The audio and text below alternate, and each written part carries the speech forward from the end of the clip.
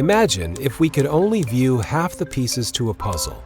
We would never see the full picture.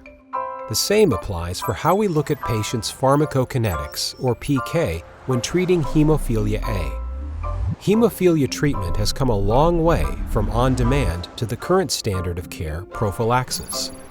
With prophylaxis, we have mainly focused on minimizing the time within the severe hemophilia range. In other words, the time spent below 1% factor VIII levels. However, we may only be considering part of the picture.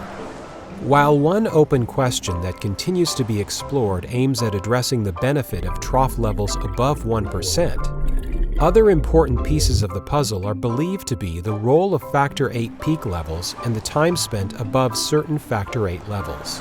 Perhaps we should now consider this time spent at higher factor VIII levels as seen in mild hemophilia patients or those without hemophilia. Recent studies have found an association between higher factor VIII levels and lower bleed rates. Let's understand these studies better.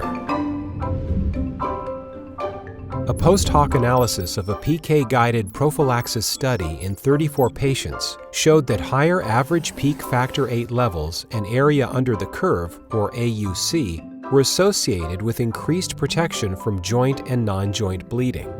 Additionally, time spent above 20% factor VIII levels was significantly associated with lower annual bleed rates, and this relationship was even more pronounced when considering the time spent above 30%. A second prospective cohort study was conducted with 104 children and adolescents in Australia, looking at the relationship between physical activity and factor VIII and IX levels with the risk of bleeding.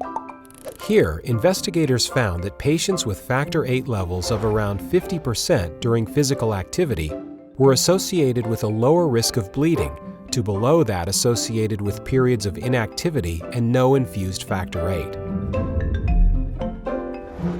Based on these data, it is believed that both the height of a patient's factor VIII peak as well as the amount of time above higher factor VIII levels may be important in understanding their bleeding risk, and that peaks may be important when patients are being active.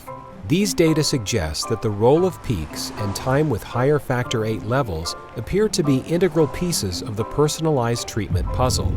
Therefore, as part of personalizing care, we should take into account both trough and peak levels in order to achieve treatment goals.